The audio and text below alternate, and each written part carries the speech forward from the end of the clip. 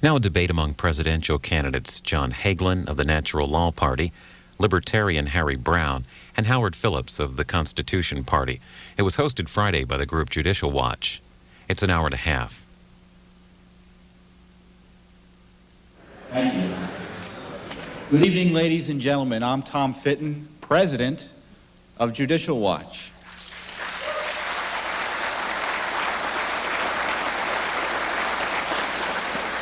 Thank you. Welcome to Judicial Watch's Ethics in Government 2000 presidential debate. We are pleased to provide the only forum in this campaign for the discussion of perhaps the most important public policy issue of the last decade, whether or not our governing institutions are honest.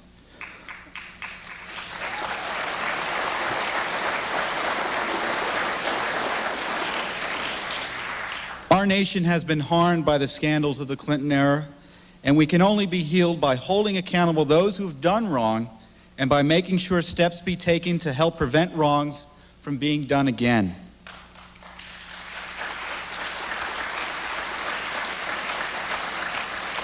Because I tell you, if we ignore this cancerous corruption in our body politic, in 10, 15, 25 years, we may be praying for a president with the ethics of Bill Clinton. Judicial Watch won't ignore this corruption, and I am pleased to see that there are candidates who take this issue seriously and are at least willing to debate it in front of the American people. They deserve credit.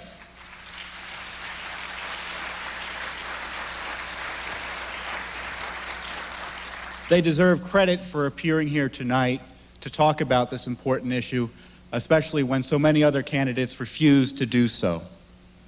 Now let me introduce a man I am pleased to call both a friend and a colleague, a man who through Judicial Watch has done so much to try to save this country from the rot of corruption and moral and ethical decay.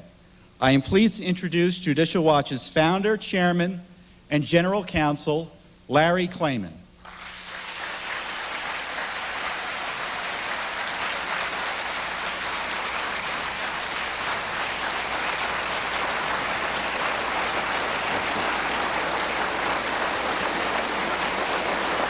Thank you, friends.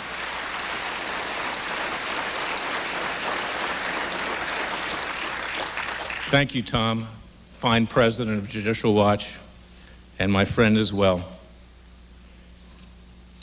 Welcome all of you to the Judicial Watch Ethics in Government 2000 presidential debate.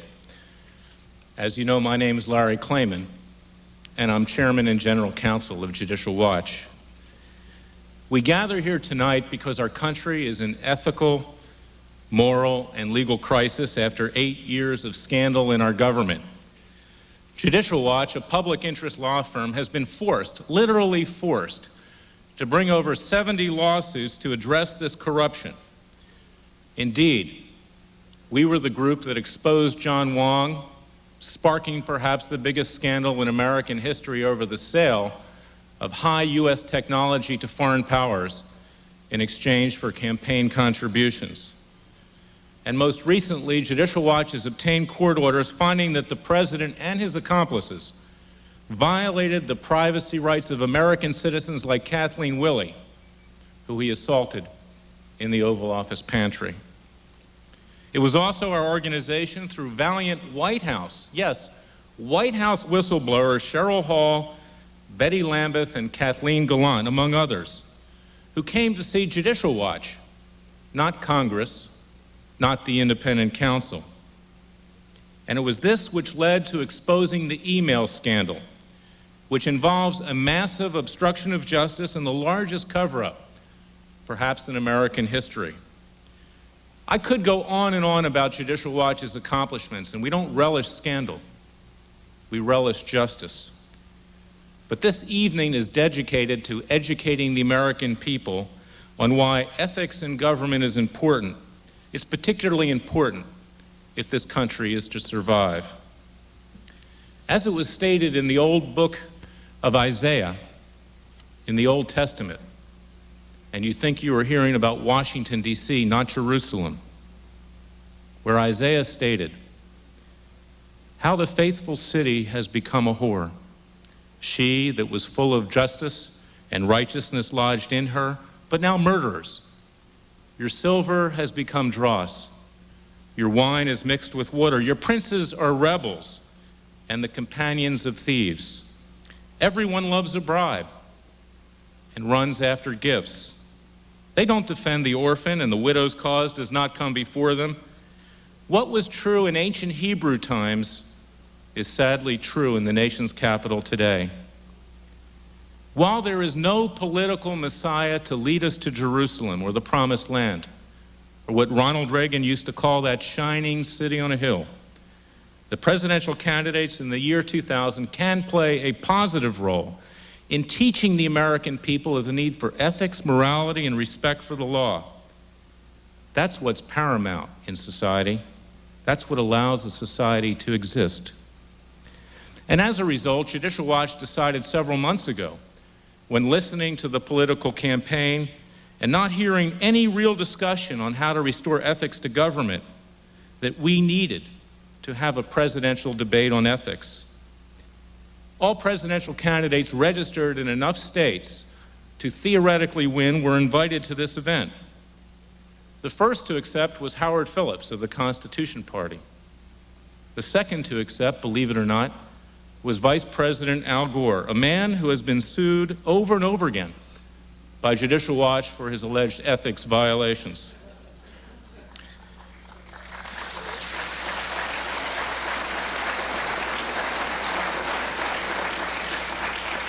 The written acceptance of Patrick J. Buchanan of the Reform Party and John Hagelin of the Natural Law Party followed.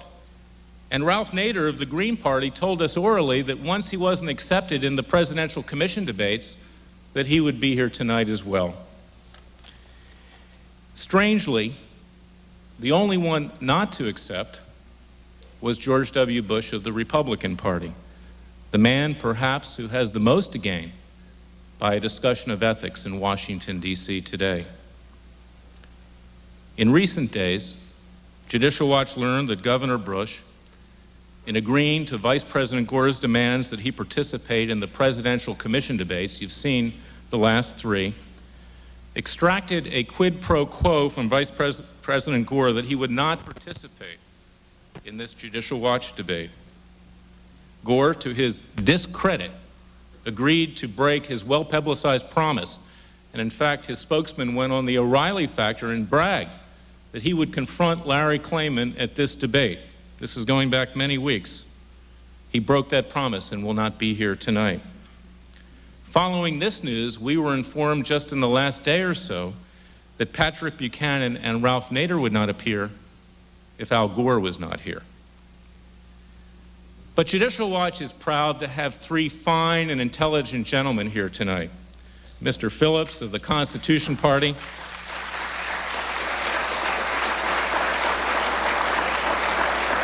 Mr. Brown of the Libertarian Party, and Mr. Hagelin of the Natural Law Party. They honored their commitments,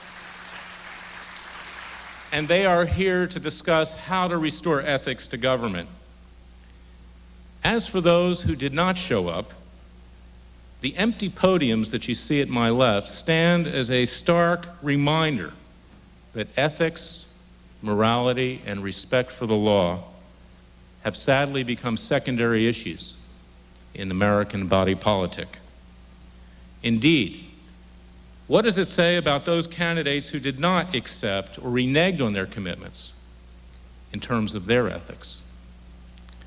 We therefore honor our esteemed guests. We're very happy to have them. I'm proud to be here on the stage with these people who will come forward as presidential candidates in the year 2000 to discuss how to restore ethics in government to this country and to create what Ronald Reagan called that shining city on a hill, rather than that tarnished city of Isaiah.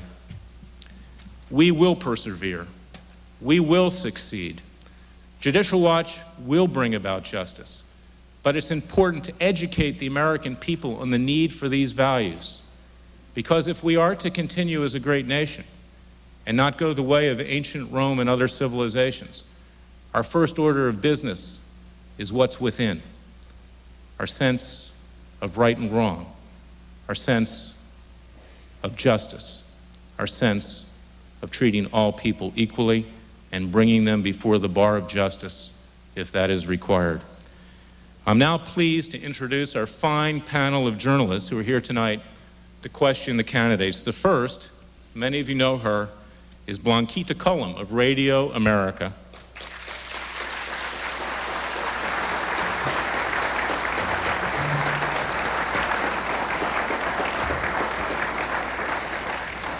The second is Joseph Fowler of that great website, WorldNetDaily.com.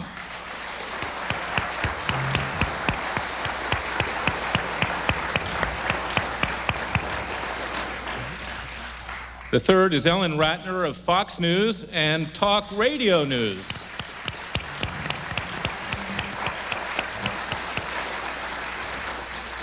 The fourth, Paul Rodriguez of that groundbreaking magazine, Insight Magazine.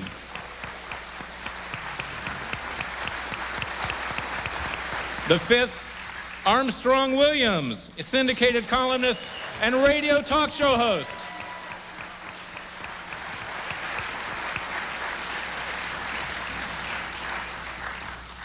And last but not least, appearing in front of this packed audience of over 600 and over 44 ambassadors of foreign countries. We're very proud to have you, Mr. and Mrs. Ambassadors, that are here tonight.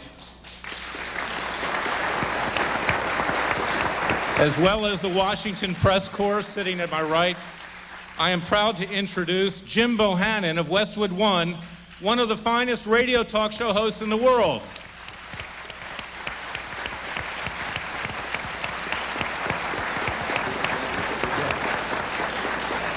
Let the debate begin.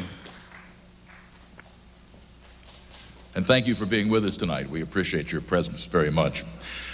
We would like at this time to introduce the candidates who will be taking part in this debate, the three gentlemen who have chosen to put their views about ethics in government before all of you, and we'll introduce them in alphabetical order as well. Harry Browne, candidate from the Libertarian Party.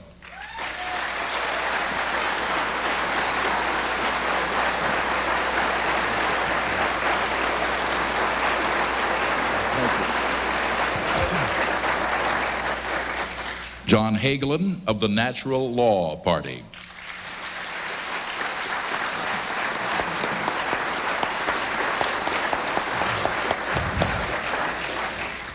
And Howard Phillips of the Constitution Party.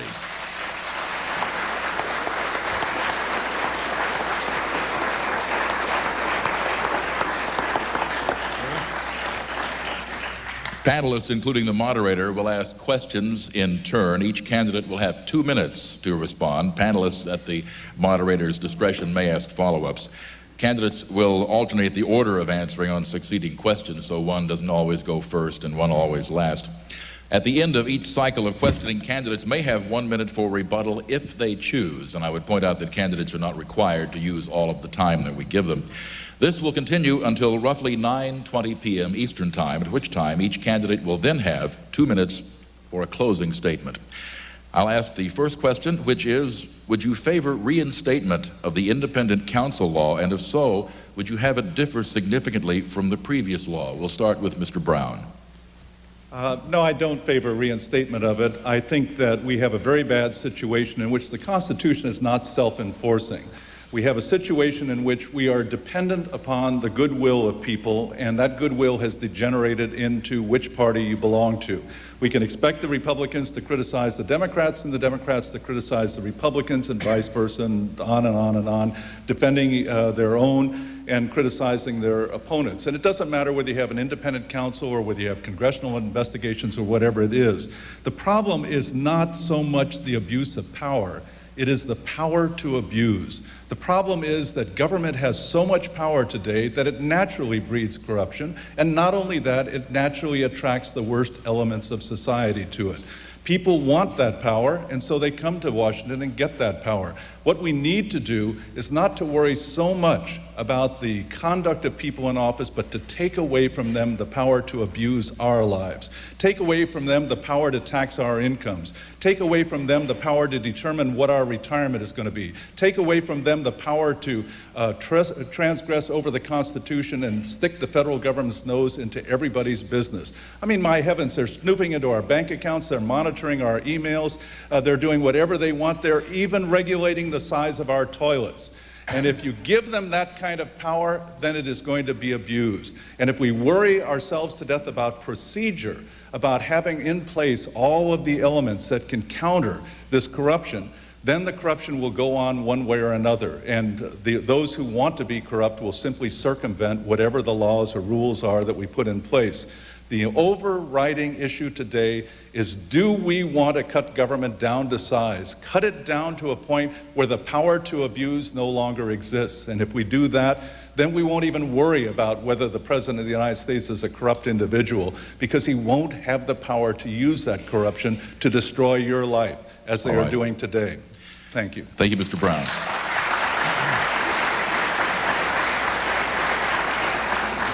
John Hagelin on the independent counsel law. I would not reinstate the independent counsel law. It is prone to partisan abuse, and it has been abused in a partisan way. I think the Department of Justice, backed up by the courts, and ultimately by the American people. The American people hold the ultimate authority in the ballot box, and my political life is dedicated to ensure that they use it.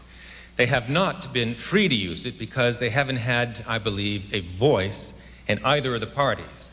What I'm attempting to build in this campaign, and will continue to dedicate myself to, is a vibrant, vital, independent political voice. A powerful coalition of America's independents, the registered independent voters who outnumber the Republicans and the Democrats, and perhaps more importantly, the 115 non-registered, frustrated non-voters. Who speaks for them? But unfortunately, neither of these voting groups or non-voting groups have much of a voice in either party, and essentially have been locked out of our democracy. The moment we can introduce an element of competition into a political system where there is none is the moment in which both parties will begin to adopt, I think, higher ethical standards, because they will be held to higher ethical standards by the voting people when the voting people have a choice. Thank you. All right, thank you.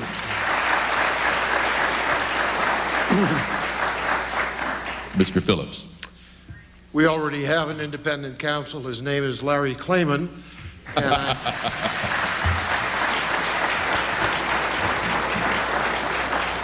And long may he wave. But the government ought not have an independent counsel. Our representative republic is based on the principles of sovereignty and accountability. The sovereignty of God and the accountability of our institutions to us, so that we can be accountable to Him. The Constitution of the United States makes clear procedures for dealing with elected officials who have acted in conflict with the Constitution.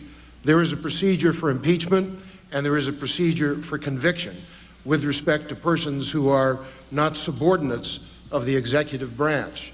And with respect to the judicial branch and the legislative branch, there are procedures for dealing with people within those branches. But if those procedures fail, impeachment is there. The tragedy is that the Republican Party, even when there was clear evidence of massive ethical and constitutional violations, indeed evidence which suggested treason and bribery on the part of William Clinton and Albert Gore, the Republican Party, for political reasons, chose not to pursue those charges in the constitutionally prescribed manner. Indeed,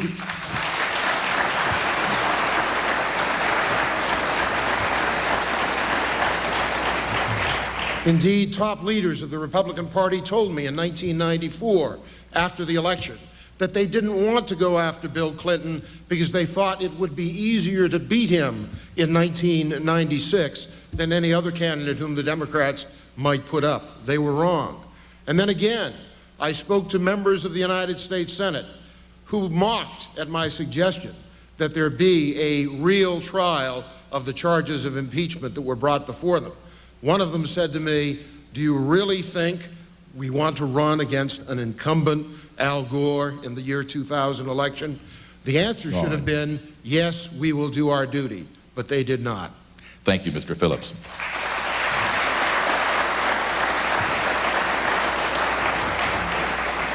I will assume if anyone wants rebuttal time, they will gesture at me in some appropriately emphatic way. The next question comes from Blanquita Cullum. Senator Joseph Lieberman said, "If you believe in God, I think it's not hard to be an environmentalist because you see the environment is the work of God." He said, "For Al Gore and me, this begins, if you will, as a matter of faith." My question is it unethical or ethical for a political candidate such as Senator Joseph Lieberman, who has tolerated many of the ethical violations of the Clinton-Gore administration, to use God to gain political advantage on an issue? Who gets to use God? Is it ethical to use God? Whose side of the political aisle is God? And we'll start with Mr. Hagelin.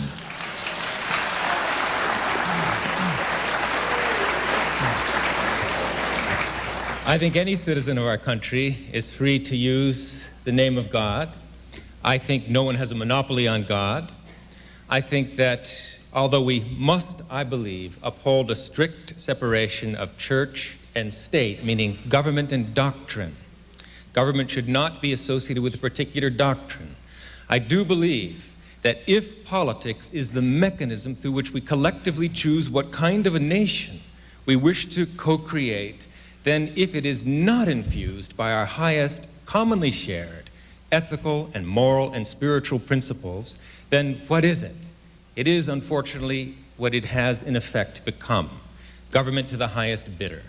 So I would like to see a revitalization of America from the inside out through educational innovations that really develop full human creativity, moral, behavioral, and ethical principles. And at the same time, see a revitalization of those same principles in the leadership of our country. So nobody has a monopoly on God, but at the same time, I think that those ethical principles that are truly universal, that we all embrace, must have a voice in our political system. I think the two political parties are afraid to even invoke the name of ethics or morality in the context of the governance of our country. They should. And if they do not, I think there will be a rising wave of independent voters who will take whatever steps are necessary to restore the highest ethical and moral principles to the governance of this great nation.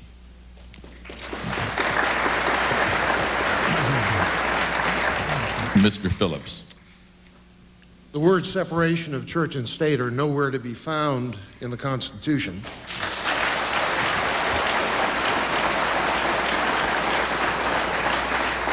And I have another surprise. Neither are the two words life tenure to be found when it comes to federal judges. The First Amendment to the Constitution does stipulate clearly that Congress shall make no law respecting an establishment of religion or prohibiting the free exercise thereof. Jefferson said in the Virginia Declaration of Religious Liberty, to compel a man to furnish funds for the propagation of ideas he disbelieves and abhors is sinful and tyrannical. And it's on that principle that I have determined that it would be sinful and tyrannical for me to stick my hand in the federal cookie jar and take welfare for my campaign, as all but two of us, Harry Brown and I, in this campaign have done. I want to have clean hands should I ever have the opportunity to lead this country. I want to be able to cut off all the money for the propagation of ideas at taxpayer expense, whether it's through the Department of Education, Planned Parenthood, the homosexual movement, the National Endowment for the Arts, the Legal Services Corporation, or some other way.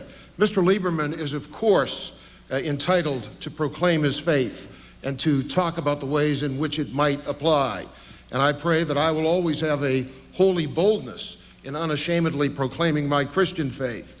But at the same time, I do find it unusual that a man like Senator Lieberman, who proclaims a biblical faith, could at the same time support partial birth abortion.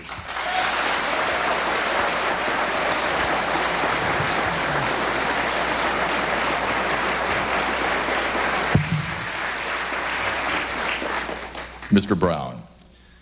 As I recall, Jesus said, render unto Caesar the things that are Caesar and unto God the things that are God's. I believe at the time Caesar wanted about 5% and God wanted about 10%. Today, the federal, state, and local governments want about 47%, according to the U.S. Census Bureau. Now, how did that come about? It came about because the clear language of the Constitution was ignored. The Constitution is there for one purpose alone, and that is to limit government to certain specific functions. The Founding Fathers knew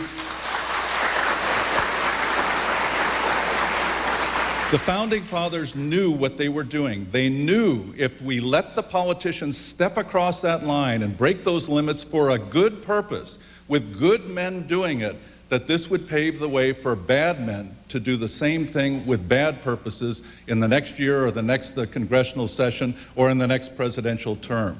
That is why we have a Constitution, is to restrain ourselves and to restrain the rest of Americans from asking the government to do things that the government should not do, because once you open that Pandora's box, you don't know what ills will fly out. And morality and ethics are a very, very important part of this. If we think that we are going to impose our morality on others through the government, we are sadly mistaken, because it is the others who are more powerful, who have more political influence, who have more wealth, more privilege, who will use the government then to impose their way upon us. And that is the last thing in the world we want. We must keep morality out of government. And when I say that, I don't mean that the people who are in government shouldn't be moral, but rather that we should not try to use government as an instrument to further morality. The government is there to defend us from foreign enemies and to operate a court system, not to tell us how to live, not to tell us what good little children we should be, not to pat us on the head when we use our money for the right things and give us a tax exemption, but to keep its nose out of our business entirely. And that's our personal business, our economic business, our business. Thank you.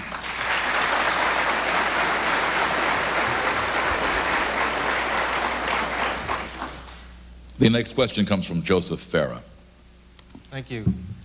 When the theme is ethics in government, as it is in this debate, it's inevitable that the subject of campaign fundraising will arise, as indeed it already has in the short time we've been debating. What would each of you do? What would each of you urge as a national policy to avoid the kinds of fundraising abuses that we saw in 1992 and 1996? All right, let's start with Mr. Phillips. Thank you. First of all, I want to assure Harry that Bill Clinton and Al Gore have already taken his advice, and morality is not in government and hasn't been for a long time.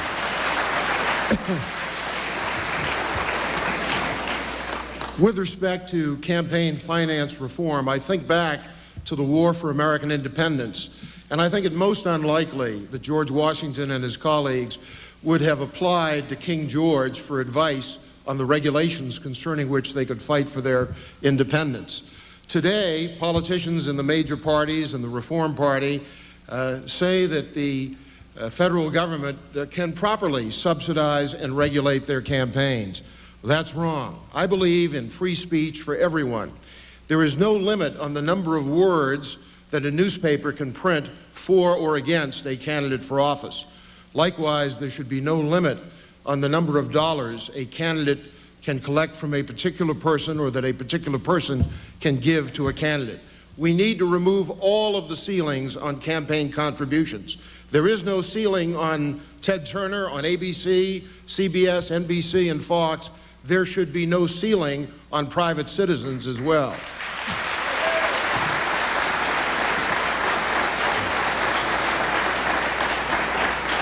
I do believe in full disclosure, but the first thing that I would do is end the unconstitutional subsidies of political candidacies, which has gone forward to the point that this year, both Bush and Gore and their parties will in the aggregate have received some $100 million apiece for matching funds, for convention, for general election, and the Reform Party, in its various mutations, will have received $12.6 million for its general election campaign. Pat Buchanan is riding on the back of Ross Perot's success in the last election, which has a certain amount of irony to it. And they also collected $2.5 million for their convention. This is wrong. I have never sought and will never seek or accept federal matching funds, nor will I ever actively support a political party which picks the pocket of the American taxpayer to finance their campaigns. Thank you, Mr. The Phillips. commandment, thou shalt not steal, has not yet been removed from the Ten Commandments. Mr. Brown.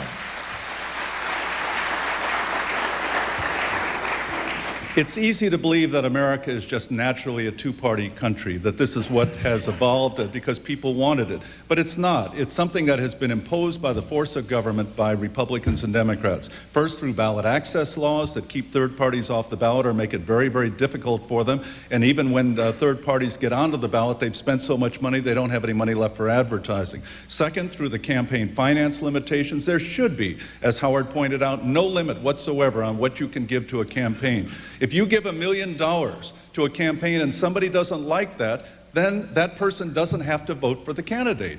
And if you give $1 million and nobody knows that you gave the million because the candidate doesn't report it, fine. Don't vote for a candidate that doesn't report if you think that reporting is important. But why should Al Gore and George Bush and Teddy Kennedy and Newt Gingrich and people like that make those decisions for you? Third, as Howard pointed out, they've got their hands in the till and they're taking it. I qualified for almost $1 million in matching funds, and of course I didn't take it. I absolutely couldn't possibly take it and come here and preach smaller government as long as my hand is in your pocket. The fourth way that they perpetuate the two-party system is through the Debate Commission, which is a government agency, whatever they say. The corporations that finance it have exemptions from the Internal Revenue Code. They have exemptions from the campaign finance laws. America is not naturally a two-party system, and the way we are going to open the process is by getting rid of all the campaign finance laws, getting rid of the ballot access laws as they exist today, and then maybe the media will pay more attention to third parties because the media will then realize that the third parties have a chance to succeed and that they shouldn't concentrate solely on the two major parties.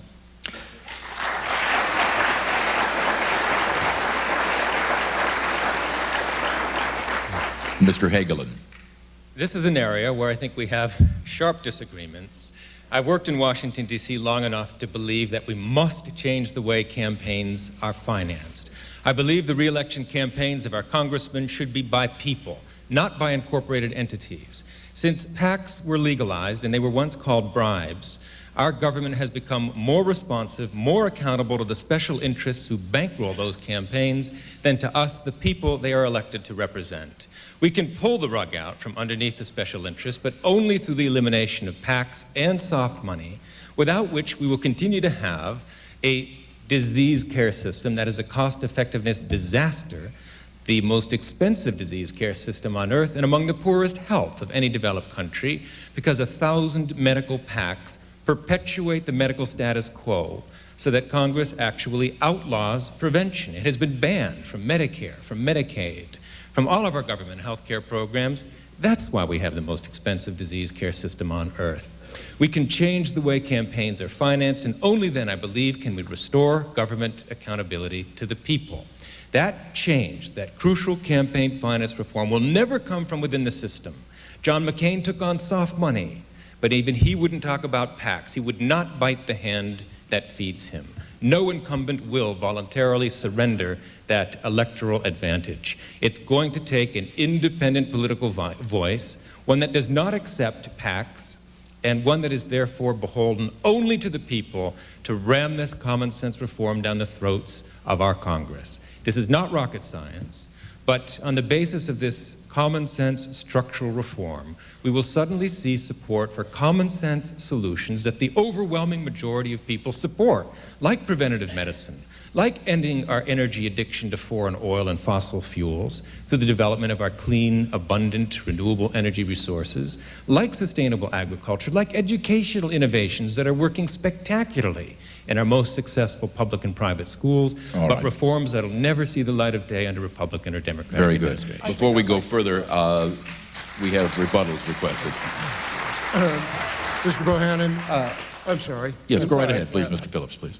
I would just like to add this.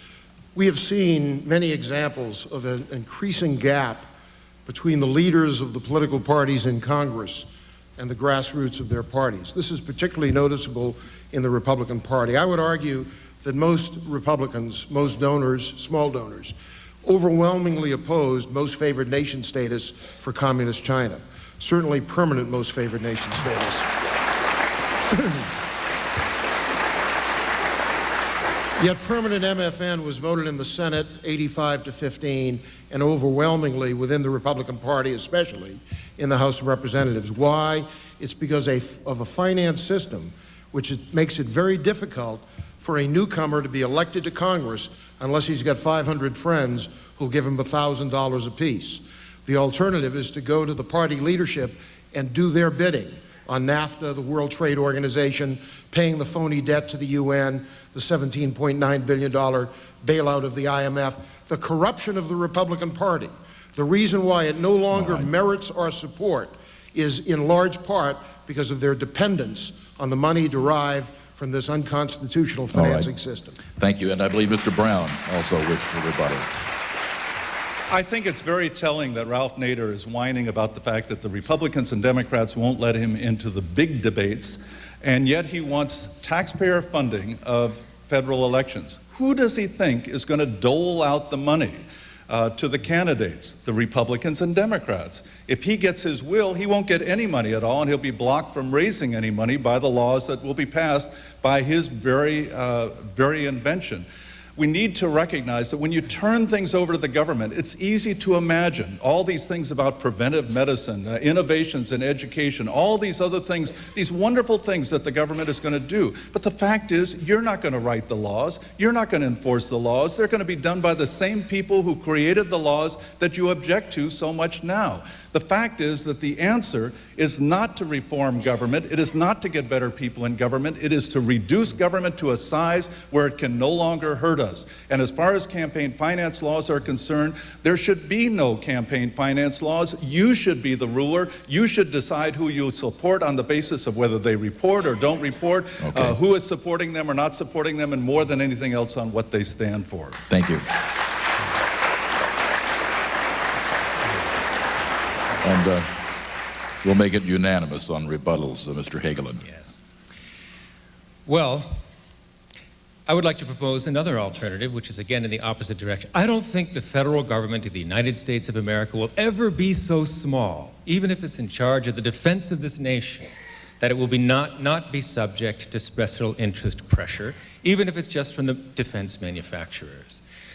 If we did have limited public sponsorship for candidates, qualified candidates who are on the ballot, and the current public financing system is a disaster clearly where two parties in power give themselves 99.9% of the support, it might cost the taxpayer $10 in an election year.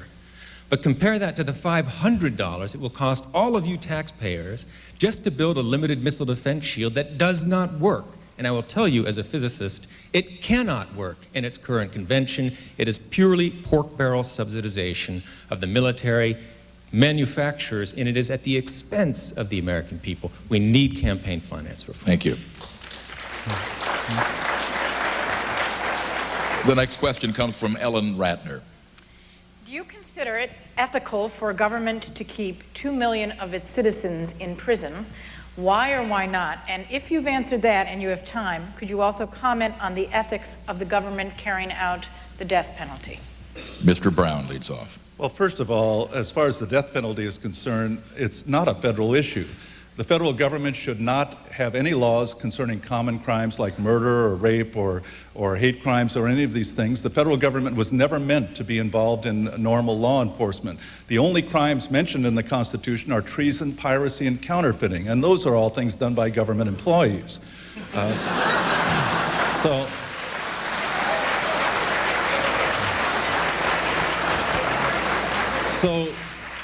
So the death penalty is irrelevant to a president. I happen to oppose it, but if I were president of the United States, I would never be in a position to pass judgment on anybody's life or death. Secondly, with regard to the 2 million people in prison, of course, that's a horrendous injustice. Most of those people who are in prison today, well over 1 million of them, have never done any violence to any other human being. They have not intruded on anyone's person or property. They may have hurt themselves, but they are not hurting others. And because the prisons are so overcrowded with them, we have murderers, rapists, and child molesters out on the street on early release and plea bargain. This is all, of course, because of the insane war on drugs, the nightmare of prohibition, which is devastating America again, just as it did in the 1920s.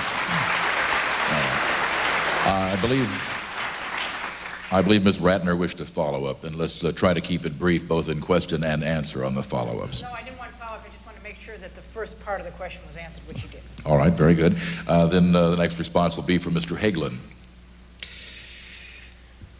We have the highest percentage of our citizens in jail of any country in the world. That is really a failure of our criminal justice system and our educational system. Perhaps we'll have time to come to that. I would agree, we must decriminalize nonviolent drug offenses and cut the number of citizens in jail in one stroke in half. Now, I'm a scientist and an educator. I have done foundational research in brain development, and I know the negative effects of drugs and chronic alcohol abuse on the development of the brain. Therefore, I am a strong advocate against the use of recreational drugs. But I do not think that any of us could say that the war on drugs has been a success. Talk about ethics. 35,000 innocent Colombians have died as collateral damage, and our drug war that we send billions of dollars down there to fight. We need to address the problem at home, on the demand side. And I think this can be much more effectively done through education than through legislation.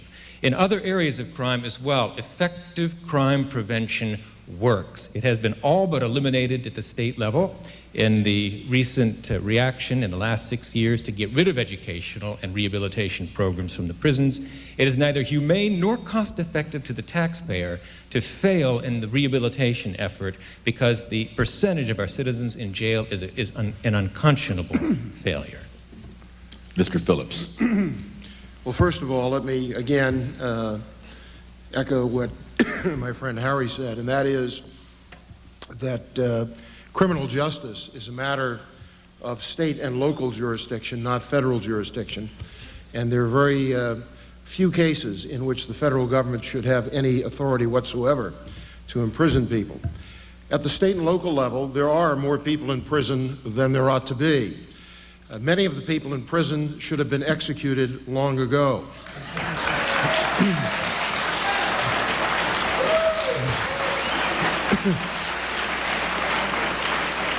And there are people in prison who ought not be there. It is very often the families that suffer.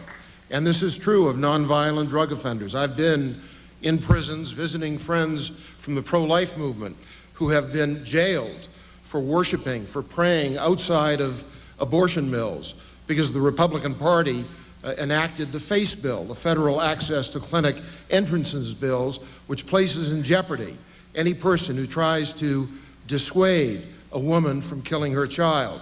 And there are many people who have been imprisoned unjustly under that Republican-backed FACE bill. But there are people in prison as well whose families are the real victims of their imprisonment. I believe that the biblical standard is the wise one. Certain crimes merit execution. Most crimes merit restitution. And in some cases, public humiliation is an appropriate response to crime.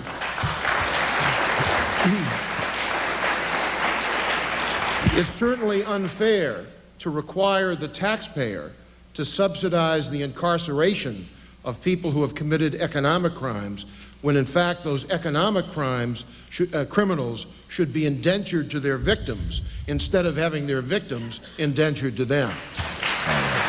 Thank you. And a follow-up from Mr. Brown. Just one word. Since we're talking about ethics in government, we should realize that the war on drugs has spawned tremendous law enforcement corruption. It has spawned a whole number of things like racial profiling, trampling on the Bill of Rights, giving your next door neighbor the ability to turn in you as an anonymous tip to the police saying you've got drugs in your house, maybe just because he doesn't like your dog barking or something of the sort. Next thing you know, there's a SWAT team at the door. But lastly, with regard to these 2 million people in prison, if I should somehow be elected president, I promise you that on my first day in office, from the inauguration platform, I will issue an unconditional pardon to every federal prisoner who is in on a non-violent drug offense. And that's all I have to say. All right. The next question comes from Paul Rodriguez. In listening to you gentlemen, I found it refreshing in many ways because politicians in Washington don't talk like y'all.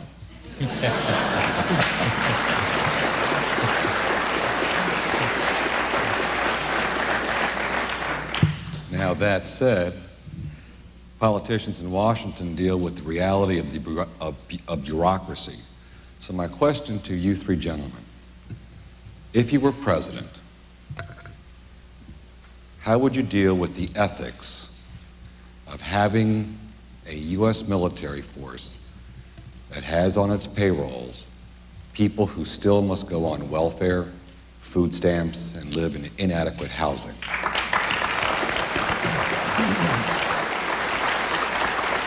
And we'll lead off with Mr. Hagelin.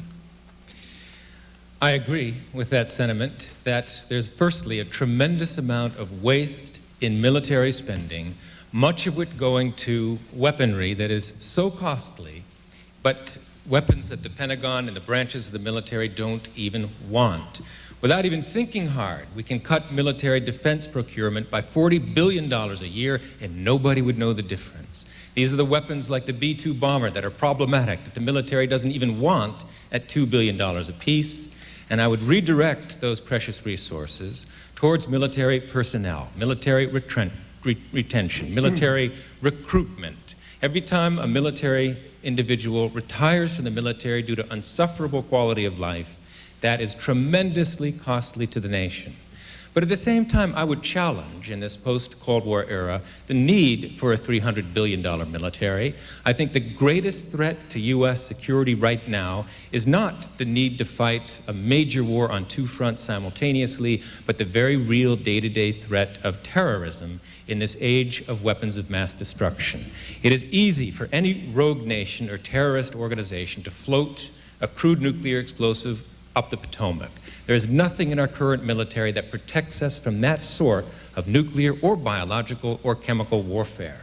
So I would again try to create a more agile, more mobile military that is more capable of actually addressing the actual security challenges that we face now in this post-Cold War era. Thank you. Mr. Phillips. Since the Republicans gained control of Congress in 1994, they have increased federal spending from $1.4 trillion per year to $2 trillion per year. They have increased federal taxes from $1.3 trillion per year to $2 trillion per year. At the same time, they have presided over a decline in real military spending that began in the fiscal year 1986 budget. Indeed, Dick Cheney indicated that as Secretary of Defense, he was part of an effort to reduce federal spending on the military from 6% of GNP down to 3%. It's below that now, and he actually presided over cuts of 25% in the military during his tenure. I would redirect the way in which our military dollars would be used. I led the fight for a strategic defense initiative beginning in the late 1970s and worked closely with General Dan Graham in the efforts that led up to President Reagan's March 23, 1983 speech concerning SDI. I was actively involved in aiding anti-Soviet freedom fighters in Central America and Southern Africa. I believe that we need to rebuild our Navy back to the levels which we had under a very great Navy Secretary, John Lehman, when we had 600 ships.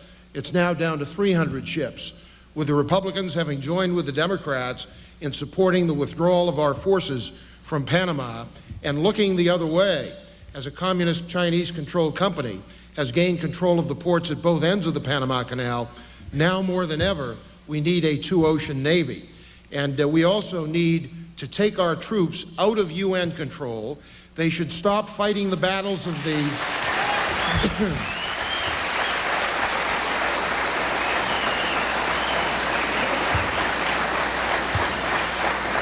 The Socialist International now controls NATO, and we're now fighting their ideological wars instead of fighting communism.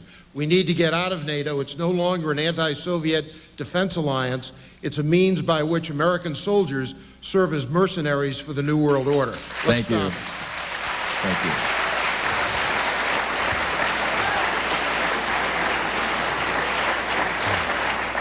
Mr. Brown. I believe the question had something to do with military pay, and I'm sure we'll get to that eventually.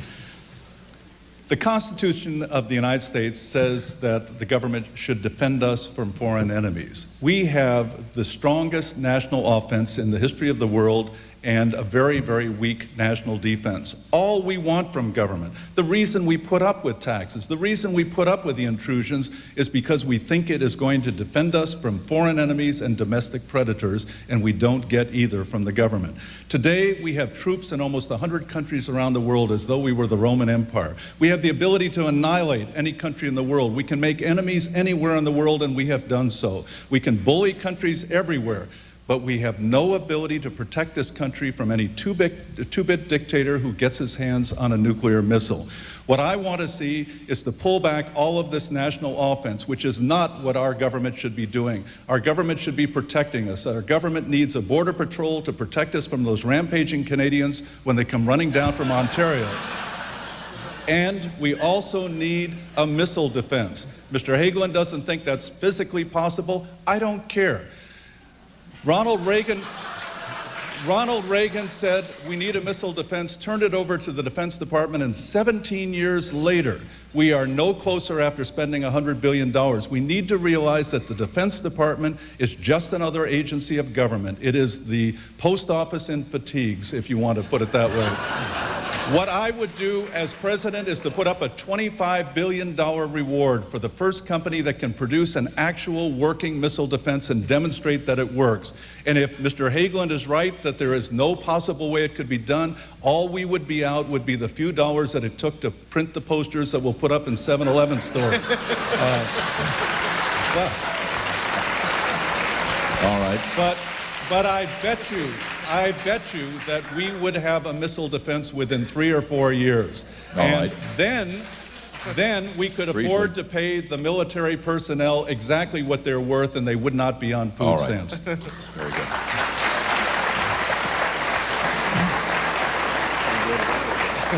What a surprise. We have rebuttal requests. And, we'll start with Mr. Hagelin. Well, it's part rebuttal, part concurrence. I think it is very important before we spend $60 billion, and Harry agrees, that we have a system that works.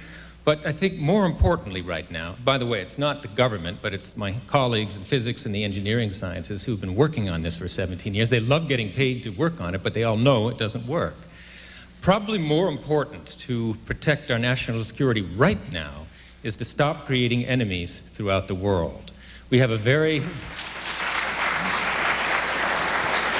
meddlesome and invasive foreign policy, also a foreign aid that is in fact military aid. We arm both sides of virtually every conflict in the world. We come across our own weapons on the battlefield, and we are sowing the seeds of enmity throughout the world. We're the principal target of terrorism on earth, not because we stand for freedom, but because our government continues to do meddlesome and invasive and hateful things in the name of the American people. That must stop. Thank you.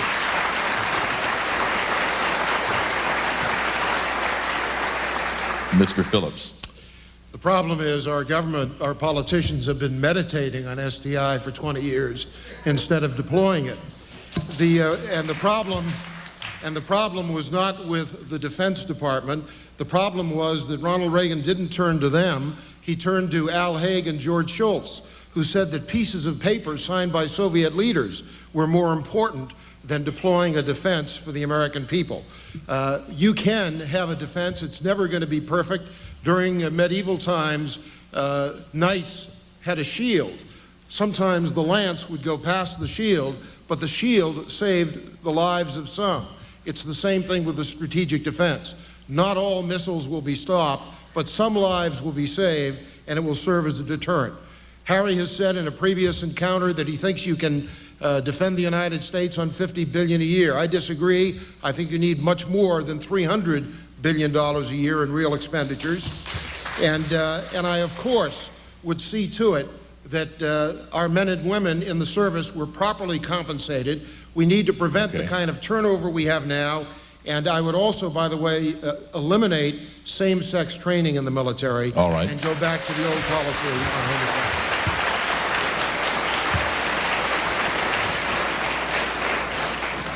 The next question comes from Armstrong Williams.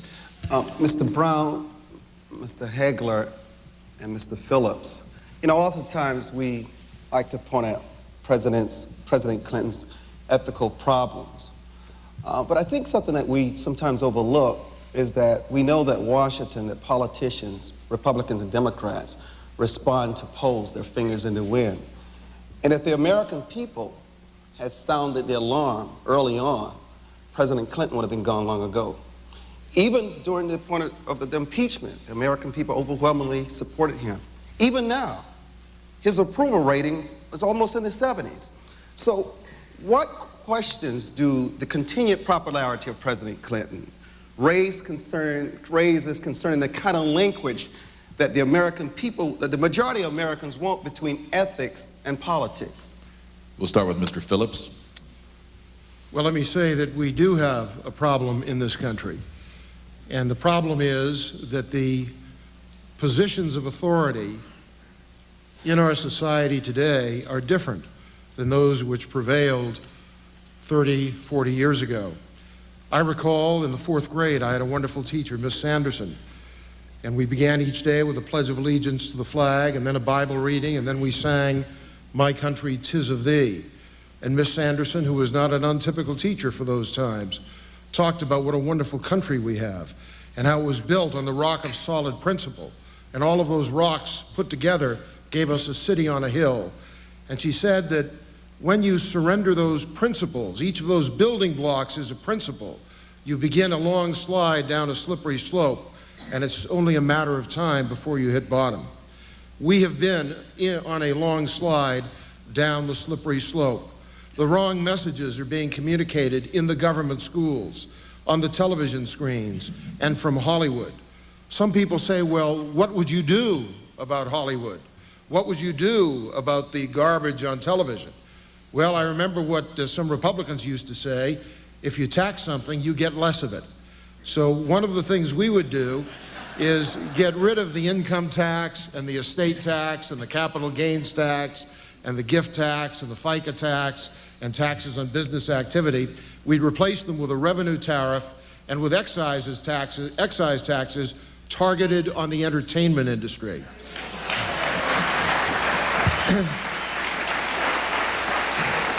And the other thing we would do is impose term limits on broadcast licenses.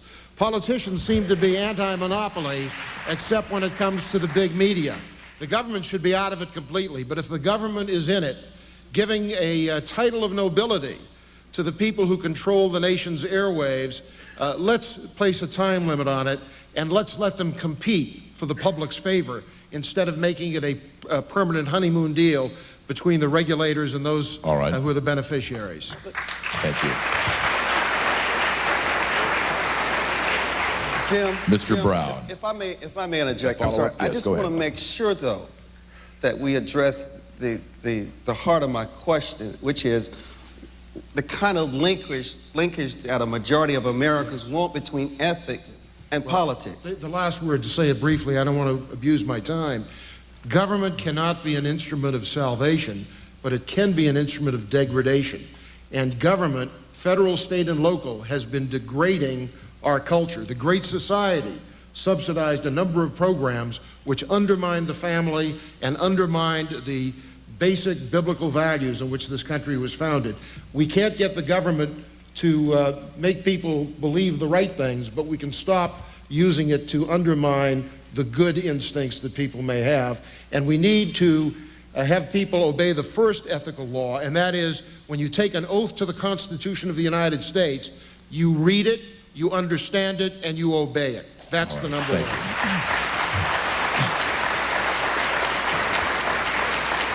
And Mr. Brown.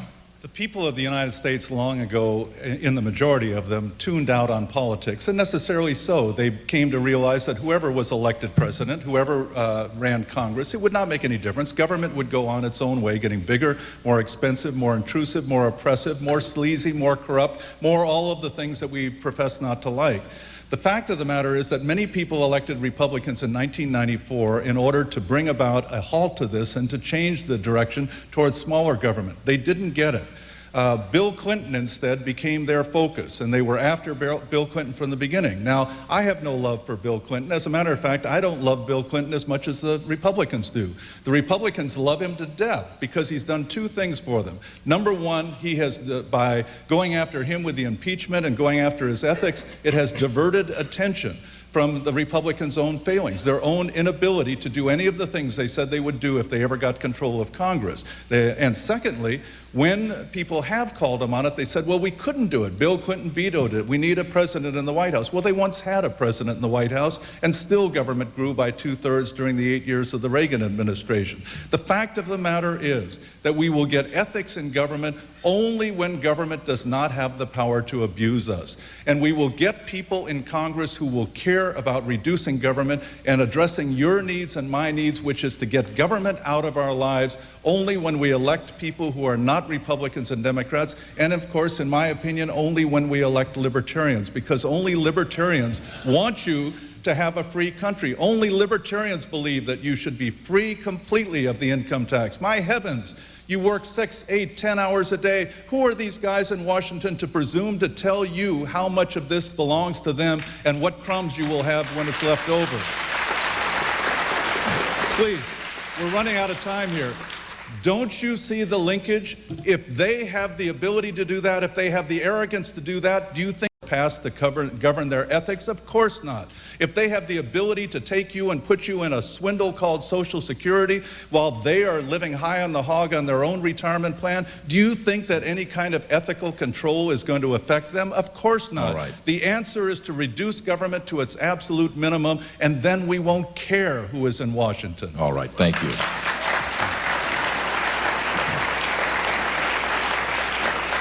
Mr. Hagelin. Why did Bill Clinton get away with what he did? How about Al Gore getting away with campaign finance abuses? I think there's tremendous apathy and disenchantment and a disconnect between most voters and what goes on in Washington, D.C. They don't expect high standards. They don't even show up to vote. An estimated 140 million potential voters will not vote in this election. Our voter turnout has sunk to all-time lows in our history and certainly in comparison to any other nation. Why is that? And why are the expectations so low? I don't think people feel they have a real voice in their government anymore. And that's why I think it is vitally important that we take back our stolen democracy now. Give a political party an expression to the vast majority of people in this country who do not ascribe to either the Republican or Democratic ideologically bankrupt platforms that are out of print.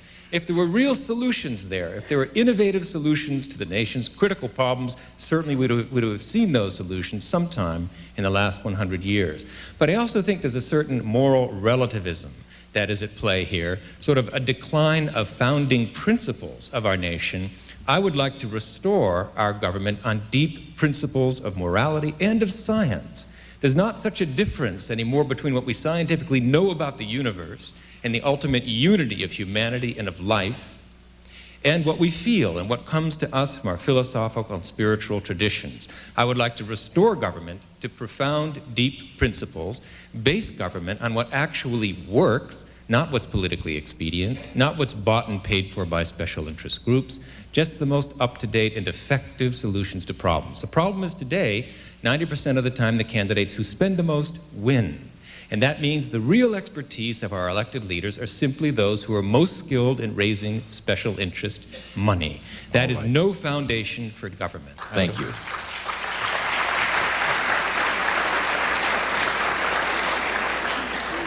Blanquita Cullum.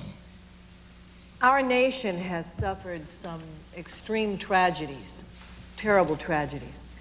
The USS Cole, Oklahoma City, Waco, Ruby Ridge. To what lengths should the government go to protect its citizens? Should we eliminate the right of due process, search and seizure, permit the INS to arrest non-citizens on secret evidence? Should we encourage armed forces of law enforcement from agencies like the IRS, the Bureau of Alcohol, Tobacco, and Firearms, and the INS to go into the homes of private citizens to secure our safety? Is it ethical for the government to invade the private property of citizens to secure our safety? If so, would you please explain that? Mr. Brown. And I'm supposed to answer this in half an hour? Government is good at one thing. It knows how to break your legs and then hand you a crutch and say, see, if it weren't for the government, you couldn't walk.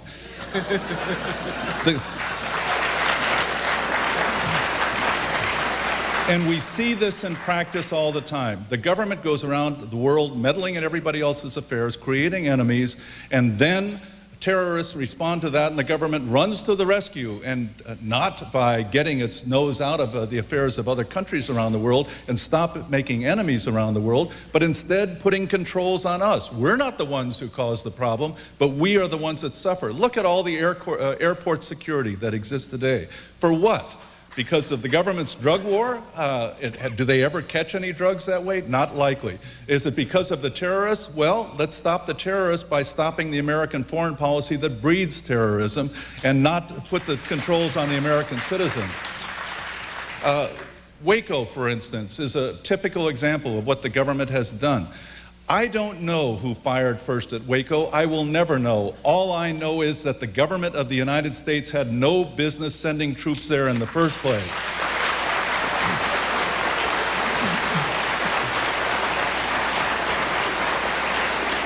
I don't know how the Elian Gonzalez case would have come out in court, but I do know that the federal government had no business sending troops there to kidnap the child before the court case was settled. I do not know who shot first at Ruby Ridge, but I know the federal government had no business there trying to keep people from keeping and bearing arms, which was all that case was about. We are not going to solve the problems created by government by taking the Bill of Rights away from us, but that's exactly what's been done with this terrorism scare, with the drug war, with every conceivable thing a politician can use as a justification. It doesn't matter whether you do drugs. It doesn't matter whether you're a terrorist. You are the one whose home could be searched and seized. You're the one whose email is being monitored. You're the one whose phone could be tapped. You're the one whose bank account is being rummaged through by Treasury agents. We have the Bill of Rights for a reason. Let's restore it. Thank you.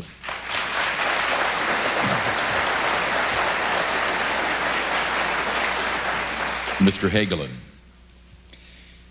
The price of freedom is eternal vigilant, and I think we'd better be vigilant now. There is, as Harry said, a terrible encroachment of the federal government into states' rights and into our personal rights. We don't see it most of the time, but it is insidious and it is irreversible. Right now, there's a new technology called Carnivore being advanced by the FBI. What is it? It is the ability, basically, to snoop on all of our electronic correspondence, in effect, without a search warrant. And here's how that works.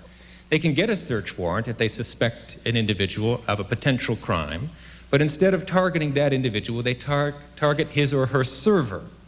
Well, hundreds, thousands, tens or hundreds of thousands of people use that server. So all of our email correspondence can be, and now is, being monitored. This is just one example of the things we don't typically hear about it, but if we don't stand firm against the continuous encroachment of the federal government and its law enforcement agencies into our individual rights, we will lose those rights and lose them quickly.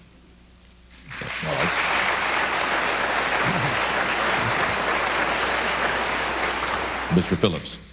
One of the most shameful days in the history of our republic was that Saturday morning on Easter weekend where a federal Gestapo invaded the home of the Gonzalez family.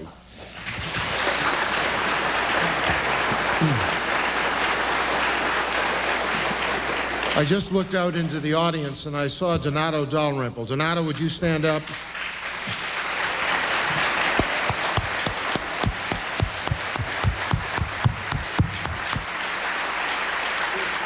Donato is the young man who fished Elian Gonzalez from the waters, waves 6 and 7 feet high. He's the young man who held him in his arms as a federal Praetorian Guard with a ski mask aimed a weapon at Elian Gonzalez. That was an outrage. One of the things I learned from reading WorldNet Daily was that there are now 45 federal agencies which have the authority to bear arms against the American people. They employ some 80,000 federal police, and each year 25,000 more of them are being trained at a facility in Georgia. If I were president on my first day, I would close down that federal standing army.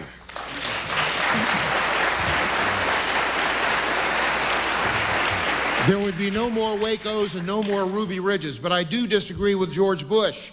Bush said in the second debate, no American until the age of 21 should be able to carry a weapon. Has he never seen the movie The Patriot? Does he not realize that there are Americans in the armed forces who do bear weapons in our defense?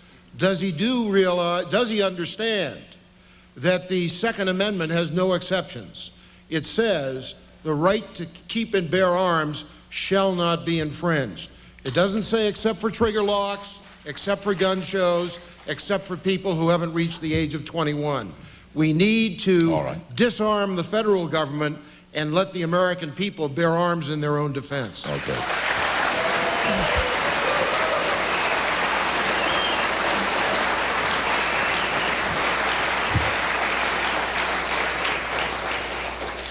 We have time for one more round of questions, followed by the closing statements. This question is posed by Joseph Farah.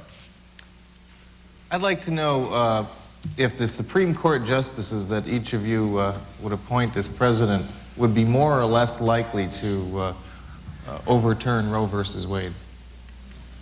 And who begins? This will be Mr. Hagelin. I would not adopt a litmus test, but I think that my Supreme Court justices would, as I said in my last comment, prevent the encroachment of the government into the moral and individual affairs of human beings. This is a very difficult moral issue, and it is weighing the rights of the mother from the unborn fetus, and it is an issue in which the American people are deeply divided. If the American people have not decided, I do not believe personally that the federal government has the moral or constitutional authority to usurp a woman's right to choose. That is not Pat Buchanan's decision. It is not George W.'s decision. That decision, like most of our difficult moral decisions, should be made and left to us, to a woman, her family, her doctor, her minister, not the federal government. I do nevertheless believe that we can reduce the number of abortions in America more effectively through education, through prevention, through effective adoption programs like One Church, One Child, than through legislation. But keep the government out of our lives. All right. Mr. Phillips. The Republicans have appointed 7 of the 9 justices on the Supreme Court. Apparently, they think they need 9 out of 9 to stop abortion.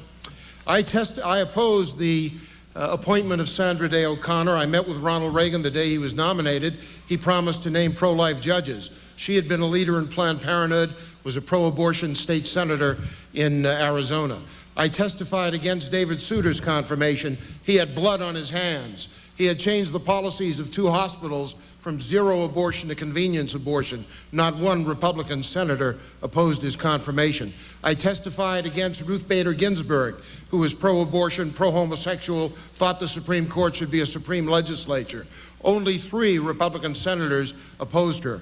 Abortion is unconstitutional if we acknowledge that the unborn child is a legal person. Even Harry Blackmun acknowledged that. Even John Paul Stevens acknowledged that. Why?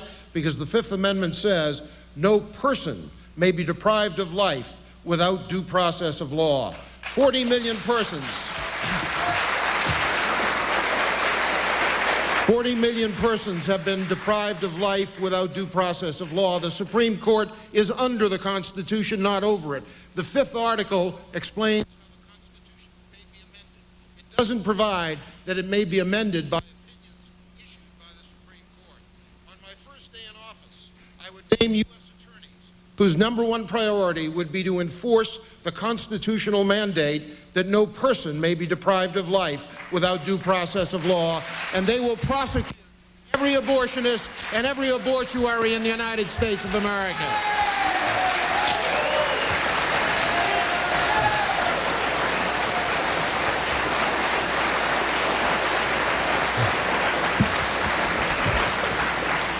And Mr. Brown. Well, there goes federalism.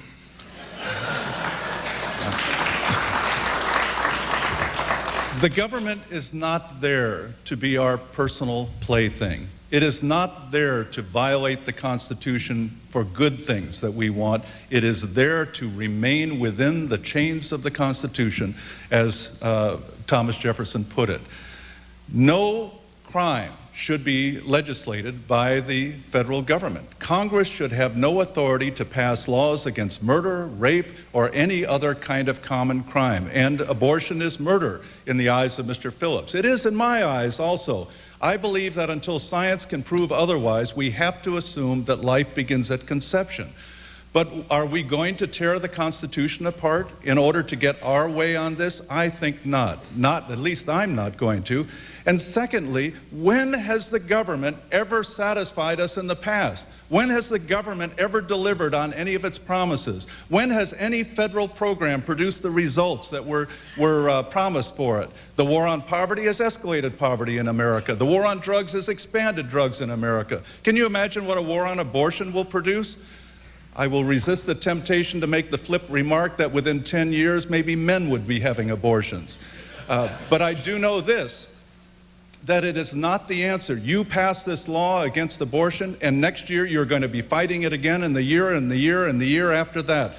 What we need to do is to change people's minds on this, and I feel very, very strongly about that. Every day we spend trying to get the government to do something about abortion is a day that's wasted, a day that could have been repealing the restrictive adoption laws, a day that could have been repealing the income tax so that families could afford to keep one parent at home to teach children values that might lead to something other than teenage pregnancies. In other words, a day that we could have spent doing something that really would change abortions in this country, not the make-work symbolism that always comes from turning to government to try to solve our problems for us.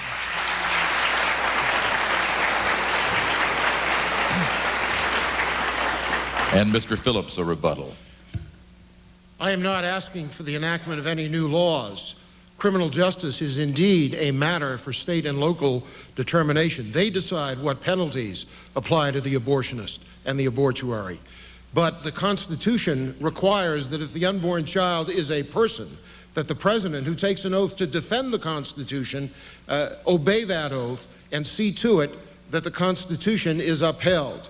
And under the Constitution, before you can kill an unborn child, you must accuse that child of a capital crime, indict the child, bring the child before a jury of his or her peers, convict the child on the testimony of 2 or more witnesses, sentence the child to death, let the child exhaust his or her right of appeal, and then execute the child. But there have been 40 million children executed without the Constitution having been obeyed. I will obey the Constitution.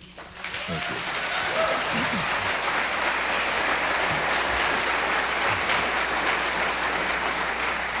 Everything that you just said would apply to any murder in the United States. Are you going to have your U.S. attorneys in every state of the union due process countermanding all of the local due process of law there and deciding when a state has employed due process correctly and when not? It's so easy to envision all these wonderful things that government is going to do, but we're talking about the government, not Microsoft, not Federal Express, not UPS. We're talking about the government. We're talking about politicians who are there to enhance their own power, not to please you, not to carry out your fantasies. The answer never lies with government. It is not going to solve our problems for us. That's why I want to repeal the income tax. That's why I want to release you from Social Security. That's why I want to end this insane war on drugs. That's why I want to restore the right for you to keep and bear arms however necessary to defend yourself from any armed criminal. That's why I want to restore the Constitution. That's why I want to restore the Bill of Rights. I do not want to make the government my plaything for my fantasies, thinking that the government is going to make all correct for me as I envision it, when it's the politicians who will always carry out these policies.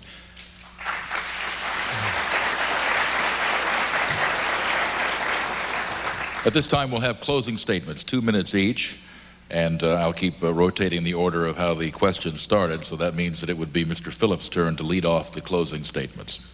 The Bible instructs us that civil government is to be a ministry of justice and a terror to evildoers. It has become a ministry of injustice and a terror to the innocent.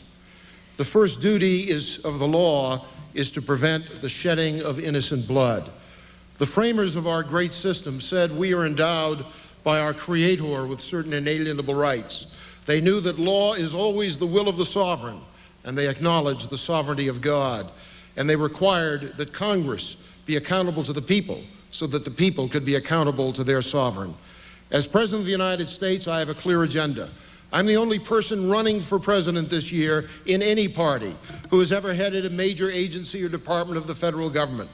As director of the U.S. Office of Economic Opportunity, an unconstitutional agency which I sought to close down, and when the President of the United States retreated from his pledge to do so, I surrendered my job. I withdrew from government and went to fight the fight for the last 26 years as chairman of the Conservative Caucus. We can take this country back by getting our ideological adversaries off the federal dole. When I was in government, there were 500,000 full-time left-wing activists subsidized by the Nixon administration.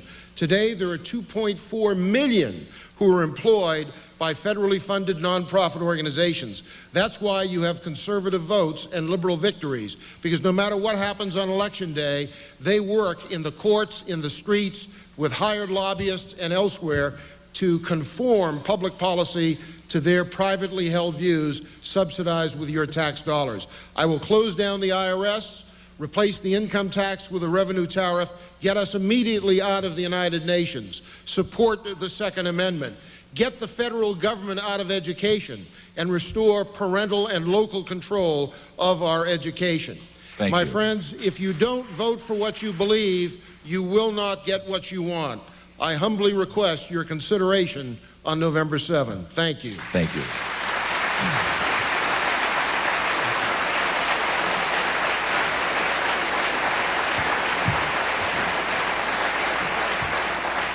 Mr. Brown. Thank you very much for listening to my friends and myself tonight. We all appreciate it, I'm sure. The most important question in politics today, I believe, is, do you want smaller government?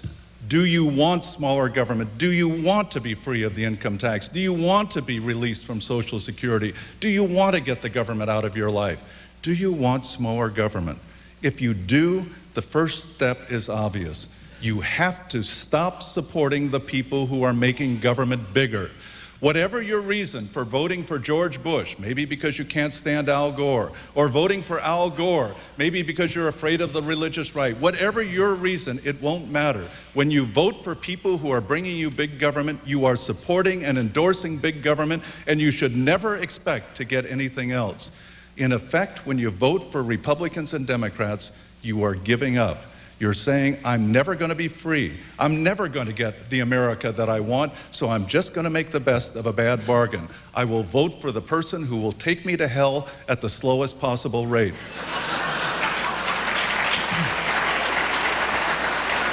But the destination will always be the same. If you vote Libertarian, you may not get what you want this year, but you're not going to get what you want this year anyway. You know that government You know that government is going to be bigger, more expensive, more intrusive, more oppressive 4 years from today than it is today. But if you vote Libertarian, you will be helping to lay the groundwork so that we will have a Libertarian president and a Libertarian Congress, perhaps by the end of this decade. Isn't that worth fighting for? Can't you raise your sights? Can't you look ahead to the future instead of worrying so much about who's going to get into the White House today? It's your future. It's your country. It's your life. It's your children. It's your family that are at stake. Don't vote against anyone. Vote for what you want. Vote for yourself. Vote for freedom. Vote Libertarian. And I thank you very much.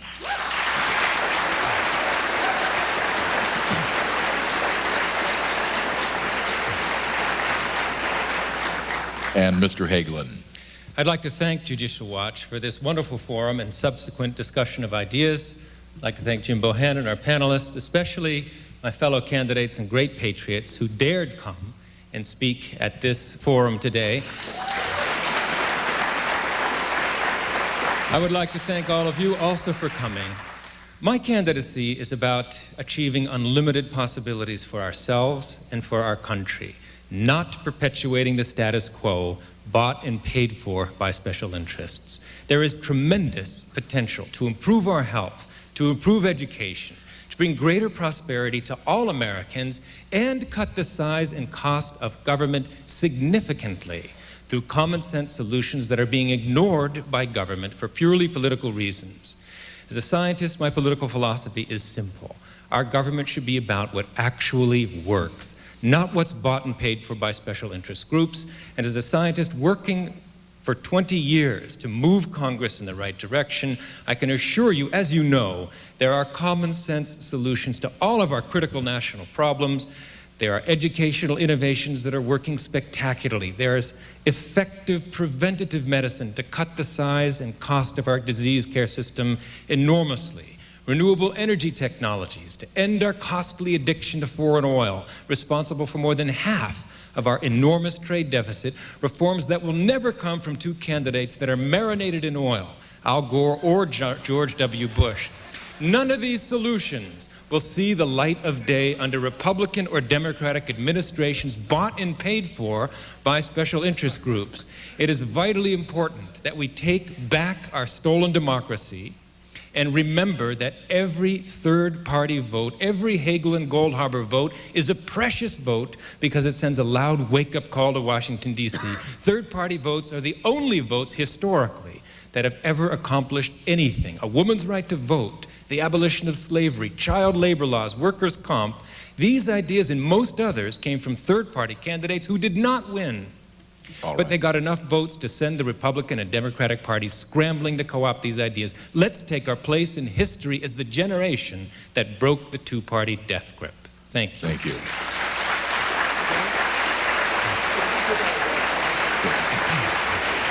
Before we wrap up, I think it would be a public service to break format ever so briefly to let each of these gentlemen give out his website, and then we'll wrap this.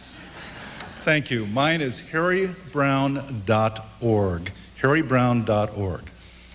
Hagelin.org, that's Hagelin.org. Please get involved. www.phillips2000.com and www.constitutionparty.com. Please check out our websites, and thank you very much. Thank you. Mr. Clayman, by the way, would like a comment here. Thank you all for coming. You can see the high degree of intelligence and substance of this debate. We thank you for your time and your energies and your dedication to government ethics. Mr. Fitton has a last word to say. President of Judicial Watch. I'd like to thank you all for coming as well, and our excellent panelists and moderator. Thank you, Jim. We're not only here as Judicial Watch on behalf of the American people, but on behalf of real-life human beings who are the victim of government corruption. And I'd like to have our Judicial Watch clients stand up and be recognized by the audience at this time. You deserve recognition. You are victims here.